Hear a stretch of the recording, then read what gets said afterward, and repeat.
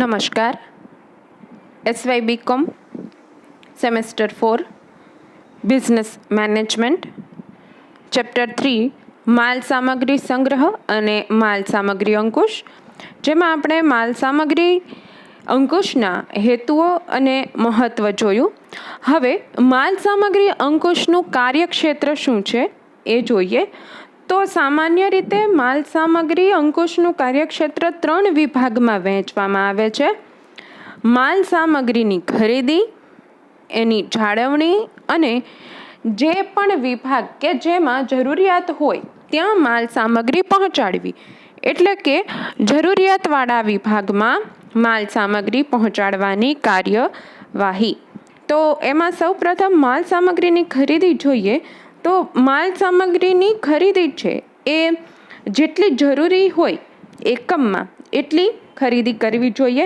તો હવે આ રીતે આયોજન કરીને વ્યવસ્થિત ખરીદી કે એકમનું ઉત્પાદન કાર્ય રોકાય નહીં એ રીતે ખરીદી કરવી જોઈએ. તો એના માટે જે ખરીદ અધિકારી હોય એને એકમને જરૂરી હોય એવો કાચો માલ, સામગ્રી, સેવાઓ, કેવા ગુણવત્તાવાળી માલ સામગ્રી ખરીદી, કેવા જથ્થામાં, કેટલા જથ્થામાં, કઈ કિંમતે, યોગ્ય સમયે, અને જે પરિવહન ખર્ચ થતો હોય એ ખર્ચ ઓછો થાય અને ઉત્પાદન વિભાગને ક્યાંય પણ પ્રોસેસમાં માલ સામગ્રી ખૂટે નહીં, અટકે નહીં કામ, એ રીતે ખરીદી કરી અને પુરવઠો જાળવી રાખવો પડે. એની સાથે સાથે કોની પાસેથી ખરીદી કરવી છે એ વેપારીની પસંદગી કરવી, કેવા પ્રકારની શરતોના આધારે ખરીદી કરવી છે, અલગ અલગ જરૂરિયાતવાળા સાધનો, ઓજારો, યંત્રો, આવી બધી જ વસ્તુની ખરીદી યોગ્ય રીતે થાય એ પણ અંકુશ માલ સામગ્રીનો જ હિસ્સો છે. કારણ કે યોગ્ય રીતે થયેલી હશે તો અંકુશનું કાર્યક્ષેત્ર પણ એમાં ઘણું બધું કાર્ય સારી રીતે થઈ શકશે. માલ સામગ્રીની જાળવણી. તો હવે માલ સામગ્રીનો જથ્થો ખરીદાઈ જાય પછી શું કરવાનું હશે? એની ચકાસ અને તપાસ કે યોગ્ય જથ્થામાં આવેલું છે, કોઈ એક જે પણ જથ્થો આવેલો છે એમાં કોઈ એકમ ખરાબ નથી, ખરાબ હોય તો એને પરત કરવા પડે, એની યોગ્ય ગણતરી, ચકાસણી, આવી વિવિધ રીતે માલ સંગ્રહ વિભાગમાં માલની જાળવણી, વિભાગમાં યોગ્ય રીતે વર્ગીકરણ, અલગ અલગ વિભાગના આધારે વર્ગીકરણ, અને એની સાથે સાથે જે માલ છે એની આવક જાવક, બાકીના જથ્થા અને અલગ અલગ પ્રકારની સપાટીઓ, આ બધું નોંધ કરવું આવશ્યક છે. અને ત્રીજી મુખ્ય કાર્યવાહી છે એટલે કે જરૂરિયાતવાળા વિભાગમાં માલ સામગ્રી પહોંચાડવી. હવે જે પણ કોઈ વિભાગને જે પણ કોઈ પ્રકારની માલ સામગ્રીની જરૂરી હોય એ પહોંચાડવા માટે સૌપ્રથમ તો જે માલ સામગ્રીની જે રાખવામાં આવે છે એટલે કે જે ગોડાઉન કે સ્ટોક, જે જગ્યાએ સ્ટોક વિભાગ છે ત્યાં વિભાગના આધારે માલ સામગ્રીનું વર્ગીકરણ કરવું જોઈએ. માલ સામગ્રીની વ્યવસ્થા, પત્રકો, બિલ, બેન કાર્ડ, માંગણી પત્ર, સ્ટોક પત્રક, આવી ઘણી બધી બાબતોને યોગ્ય રીતે જાળવી અને જે પણ જગ્યાએ માલ સામગ્રી પહોંચાડવાની હોય, જે જગ્યાએ માલ સામગ્રી માટેને ઓર્ડર આવેલો હોય એ વિભાગમાં માલ સામગ્રી તુરંત જ પહોંચાડવી જોઈએ, જેથી એ વિભાગનું કાર્ય અટકે નહીં. તો આ માલ સામગ્રી અંકુશનું કાર્યક્ષેત્ર હતું. હવે એના કાર્યો કયા કયા છે કે માલ સામગ્રી અંકુશના કાર્યમાં સૌપ્રથમ તો છે વ્યવસ્થિત રીતે ખરીદી કરવી, એટલે કે કાર્યક્ષમ ખરીદી. જેમ હમણાં આપણે વાત કરી એમ જ ખરીદી યોગ્ય સમયે, યોગ્ય જથ્થામાં, યોગ્ય ગુણવત્તાવાળી થતી હોવી જોઈએ અને એનો સંગ્રહ યોગ્ય રીતે થઈ જતો હોવો જોઈએ અને જરૂર કરતાં વધારે પણ માલ સામગ્રીની ખરીદી ન કરવી જોઈએ. વહન ખર્ચ, આવન જાવનનો જે પરિવહનનો ખર્ચ છે એ પણ ઓછો રહેતો હોવો જોઈએ. યોગ્ય વેપારી પાસેથી યોગ્ય શરતોના આધારે ખરીદી કરવી જોઈએ અને ખરીદી એ રીતે કરવી જોઈએ કે એકમમાં અલગ અલગ સપાટીઓ મેન્ટેન થઈ શકે અને એની સાથે સાથે કોઈ પણ વિભાગમાં કામ અટકે નહીં એટલો માલ પણ એકમમાં રહેવો જોઈએ. એ પ્રકારે ખરીદી કરવી જોઈએ. ખરીદી થયા બાદ શું હશે ચકાસણી, તો ચકાસણી માટેની પણ યોગ્ય વ્યવસ્થા હોવી જોઈએ. તો માલ સામગ્રીની કાર્યક્ષમ રીતે ખરીદી કર્યા પછી એ પ્રશ્ન હોય કે હવે એની ચકાસણી કેવી રીતે કરવી. તો ચકાસણીમાં ઘણી બધી બાબતો ધ્યાનમાં રાખવામાં આવતી હોય. એક તો જથ્થો યોગ્ય છે કે નહીં, એટલે કે કેટલા એકમ મગાવેલા છે એ બધે જ બધા એકમ આવી ગયા. નંબર 2, એની ગુણવત્તા યોગ્ય છે કે નહીં. હવે ગુણવત્તા યોગ્ય હોય ત્યારબાદ એનું પેકિંગ યોગ્ય છે, અને એની સાથે સાથે દરેકે દરેક જે પણ માલ સામગ્રી આવેલી છે કોઈ તૂટેલી ભાંગેલી નથી. જો હોય તો એ પરત કરવી પડે. તો આના માટે થઈ અને ચકાસણીનો એક ઇન્વેસ્ટિગેશનનો વિભાગ છે એ અલગ રાખવાનો હોય. એટલે કે એ વિભાગનું કામ માત્ર ને માત્ર ચકાસણી અને તપાસનું રહેશે.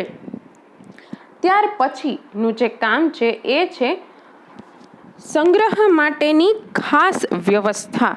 હવે ચકાસણી થઈ ગઈ, તપાસ થઈ ગઈ કે માલ સામગ્રી જે પણ કોઈ આવી છે કેવી છે, વ્યવસ્થિત છે, બરાબર છે. તો હવે એના પછી એની સંગ્રહ કરવાની કામગીરી હશે કે અલગ અલગ પ્રકારની વસ્તુઓ માટે અલગ અલગ જગ્યાઓ રાખવી પડે. જેમ કે અમુક વસ્તુ એવી હોય કે જેને રેફ્રિજરેટરમાં રાખવી પડે, અમુક વસ્તુને અમુક ટેમ્પરેચર મેન્ટેન કરવું પડે, અમુક વસ્તુને ગરમ ટેમ્પરેચરમાં રાખવી પડે. તો આના માટે અલગ અલગ એકમમાં વ્યવસ્થા હોવી જોઈએ. વસ્તુનો જેવી પ્રકાર છે એના જે પ્રકારની વસ્તુમાં એ સ્ટોર થઈ શકે છે. ઘણી વસ્તુને હવાના સંપર્કમાં ન રાખી શકાય. તો આના માટે થઈ અલગ અલગ જગ્યાએ અલગ અલગ સંજ્ઞાઓ દ્વારા એ વસ્તુની સંગ્રહ કરવા માટેની વ્યવસ્થા છે એ વ્યવસ્થા કરવામાં આવતી હોય. અને એના માટે થઈ અને એને ઓળખી શકાય એ કઈ જગ્યાએ કઈ વસ્તુનો સંગ્રહ થયો છે એ ઓળખી શકાય. એના માટે થઈ અને એને સંજ્ઞાઓ આપવામાં આવે. એની ઉપર લેબલ લગાડી અને વસ્તુનું નામ લખી સંજ્ઞા લખવામાં આવે. અને જો નંબર આપવામાં આવતો હોય તો એ વસ્તુનો નંબર લખવામાં આવે. એટલે ખ્યાલ આવે કે કઈ વસ્તુ કઈ જગ્યાએ સંગ્રહ થયેલી છે. તો એના માટેની પણ અનુક્રમણિકા બનતી હોય તો એ પણ બનાવવામાં આવતી હોય. અને સાથે સાથે જ્યાં સંગ્રહ કરવામાં આવતું હોય ત્યાં જો કોઈ અકસ્માતે આગ લાગી જાય અને બધા વસ્તુનો નાશ ન થઈ જાય એના માટે થઈ અને જે સંપૂર્ણ પ્રક્રિયા અગ્નિશામકની વ્યવસ્થા છે એ ઊભી કરવામાં આવતી હોય છે. ત્યારબાદ છે માલ સામગ્રી જાવક ઉપર અંકુશ. હવે માલ સામગ્રી જાવક એટલે કે અલગ અલગ વિભાગને જે પણ કોઈ જરૂરિયાત મુજબ આપણે માલ સામગ્રી આપીએ છીએ તો એ માલ સામગ્રી જાવક કહેવાશે. તો હવે કયો વિભાગ કેટલો માલ સામાન લઈ જાય છે એના માટે થઈ અને એ વિભાગના અધિકારીને બધી જ બાબત નોંધવી પડશે. અધિકારીની સહી, તારીખ, જથ્થો, આવકપત્ર, સ્ટોકપત્ર, જાવકપત્ર આવી ઘણી બધી વસ્તુ રાખવી જોઈએ જેથી એની સરખામણી થઈ જાય અને કોઈ પણ પ્રકારના માલની ઉચાપત થઈ નહીં. પછી જે વસ્તુ છે જે દર મહિને સ્ટોકની ગણતરી. તો મહિનાના અંતે કેટલો સ્ટોક બાકી રહ્યો, કેટલો સ્ટોક છે એ વપરાઈ જાય છે, ઉત્પાદન વિભાગ દ્વારા વપરાય છે. એના કારણે થઈ અને બીજી વખત ખરીદી કરવા માટે પણ અંદાજ બાંધી શકાય. અને આવી દર મહિને, 6 મહિને, 3 મહિને આવી અલગ અલગ સમયાંતરે સ્ટોકની ગણતરી કરવી પડતી હોય છે. એના કારણે થઈ અને સ્ટોકની ઉચાપત એટલે કે એકમમાંથી ઘણી વખત માલ સામગ્રી ચોરાઈ જતી હોય તો એને પણ બચાવી શકાય છે. અને જો કોઈ પણ માલ સામગ્રી છે એ પડી બગડી જતી હોય અથવા તો એનું નુકસાન થયું હોય, તૂટી ગઈ હોય તો એની પણ ખ્યાલ આવી શકે. તો એના માટે થઈ અને અલગ અલગ સમયાંતરે એની ચકાસણી કરવી જોઈએ. ત્યારબાદ છે જવાબદાર અધિકારીની નિમણૂક. આ જે પણ કોઈ જગ્યાએ માલ સામગ્રી રાખવામાં આવે છે અથવા તો એને સ્ટોર કરવામાં આવે છે તો એ જે સ્ટોર વિભાગ છે એ સ્ટોર વિભાગમાં એક સ્ટોર કીપર એટલે કે એ સ્ટોરને સાચવનાર તો એમાં એક અધિકારીની નિમણૂક કરવી જોઈએ કે જેના હસ્તક આ સંપૂર્ણ વ્યવસ્થા ચાલતી હોય અને એકમમાં જે પણ કોઈ માલ સામગ્રી આવે જાય એના બધા જ અંગે એને જાણ હોઈ શકે. તો હવે માલની ખરીદી થાય, માલ ઉત્પાદન વિભાગને આપવામાં આવે, એક વિભાગમાંથી બીજા વિભાગમાં હેરફેર કરવામાં આવે, જે પણ કોઈ પ્રક્રિયા થતી હોય તો એ સમગ્ર પ્રક્રિયાની જાણ આ સ્ટોર કીપરને હોય. જેના કારણે થઈ અને જે સ્ટોર વિભાગનો જે સંપૂર્ણ કામ છે એ વ્યવસ્થિત અને કાર્યક્ષમ રીતે ચાલી શકે. એના પછી છે તાલીમ પામેલા કર્મચારીઓ. હવે જે આ સ્ટોર વિભાગનું કામ કરે છે તો એના જે કર્મચારીઓ છે કેવા હોવા જોશે કે જે આ સ્ટોર અંગેની એને સંપૂર્ણ જાણકારી હોય, સ્ટોરમાં જેટલા પણ માલ સામાન છે ને અલગ અલગ રીતે કેવી રીતે સાચવવા જોઈએ, એને કેવી રીતે સંજ્ઞા અપાય છે, એનું લેબલિંગ છે, અનુક્રમણિકાને આધારે ગોઠવવા, ખરીદી થયા પછી વિભાગમાં અલગ અલગ વિભાગને આધારે એની ગોઠવણી કરવી. તો આ સંપૂર્ણ કામની જાણકારી હોય એવા અનુભવી નિષ્ણાત અધિકારી એકમમાં રાખવા જોઈએ. અને જો નવા કર્મચારી હોય તો એને તાલીમની વ્યવસ્થા પણ યોગ્ય રીતે પૂરી પાડવી જોઈએ. પછી છે અયોગ્ય ચીજવસ્તુઓનો નિકાલ. હવે ઘણી વખત એવું હોય કે ઘણી બધી માલ સામગ્રી હોય કે જેની કોઈ જરૂર ન પડી હોય ને છતાં પણ પડી રહી હોય અથવા તો પડી બગડી ગઈ હોય, તો આ બધી માલ સામગ્રી એનો એવી હોય કે જેનો હવે કોઈ જ રીતે ઉપયોગ શક્ય નથી અથવા તો એનો ઉપયોગ કરી શકાય એમ નથી. તો હવે આવી માલ સામગ્રી છે એને નિકાલ કરવો જોઈએ, એટલે કે એને એકમમાંથી દૂર કરી દેવી જોઈએ. જે પણ રીતે એનો નિકાલ થતો હોય એ રીતે નિકાલ કરવો જોઈએ.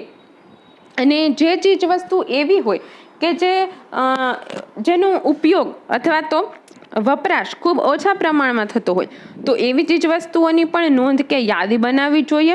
આથી કરી અને એની ખરીદી ઓછી થાય અને જેથી ખોટી રીતે મૂડીરોકાણ એ ઓછી વપરાતી વસ્તુ પાછળ ન થાય અને એકમમાં એ મૂડી છે એ અન્ય જગ્યાએ એકમ વાપરી શકે.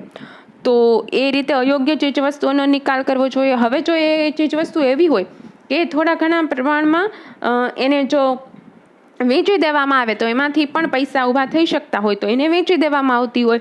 સ્ક્રેપ થઈ ચૂકી હોય એટલે કે ભંગાર બની ચૂકી હોય તો એને ભંગારમાં કાઢી નાખવી જોઈએ.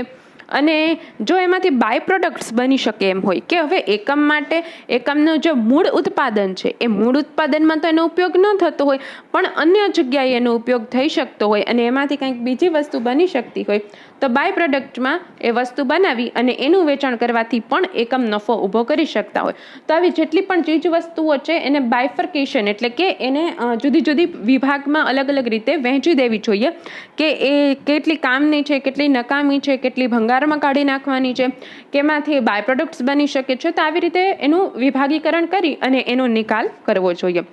ત્યારબાદ છે વહીવટી નિયમોનું પાલન કરવું. અલગ અલગ પ્રકારના એકમમાં આ માટેના જે નિયમો બનાવેલા હોય તો એ નિયમનું પાલન કરવાથી જે કાર્ય છે એ વધુ સારી રીતે અને સરળતાથી થઈ શકશે. અંકુશનું કામ પણ સારી રીતે થશે અને જે કર્મચારીઓ છે એ કર્મચારીઓને પણ પોતાનો કાર્યની, સત્તાની, જવાબદારીની યોગ્ય જાણ હશે અને એના મુજબ એ પોતાનું કામ સરળતાથી કરી શકશે, પોતાની ફરજોનું પાલન કરી શકશે. અને જે ઉપરી અધિકારી છે એ પણ અંકુશનું કામ વ્યવસ્થિત રીતે કરી શકશે કે કર્મચારીઓ દ્વારા યોગ્ય રીતે કામ થયું છે કે નહીં. ત્યારબાદ છે હેરફેર માટેના યાંત્રિક સાધનો.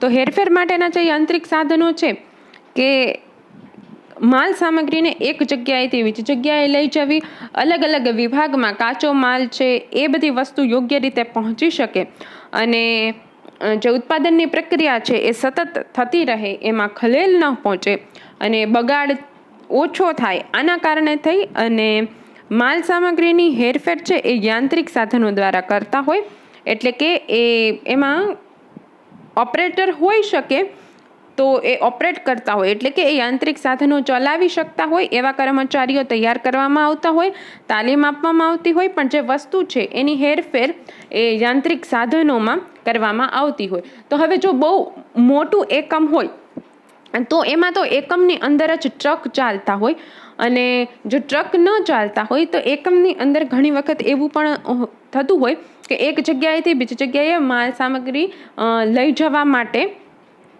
એક પટ્ટા જેવું હોય. જો તમે ઘણી વખત ડિસ્કવરીમાં પણ જોયું હોય, હવે એ પટ્ટા જેવી વસ્તુ હોય એ સતત આગળ વધતી હોય અને એમાં માલ સામગ્રીના એક એક એકમ ગોઠવી દેવામાં આવતા હોય અને એ આગળ વધતી હોય એમાંથી જે પણ જગ્યાએ એની જરૂરિયાત પડે ત્યાંથી કર્મચારી દ્વારા એ લઈ અને બીજી જગ્યાએ મૂકી દેવામાં આવતી હોય.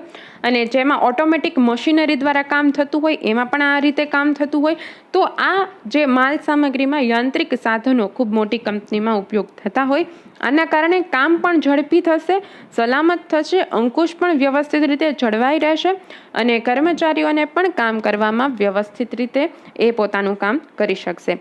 તો આ અંકુશ માટેના કાર્યો હતા કે અંકુશના કાર્યો કયા કયા હતા. તો હવે માલ સામગ્રીના અંકુશની પદ્ધતિઓ કઈ છે, કેવી કેવી રીતે માલ સામગ્રી ઉપર અંકુશ રાખી શકાય છે, એ રાખવા માટેની જે પદ્ધતિ વિશે આપણે હવે પછી ચર્ચા કરીશું. Thank you.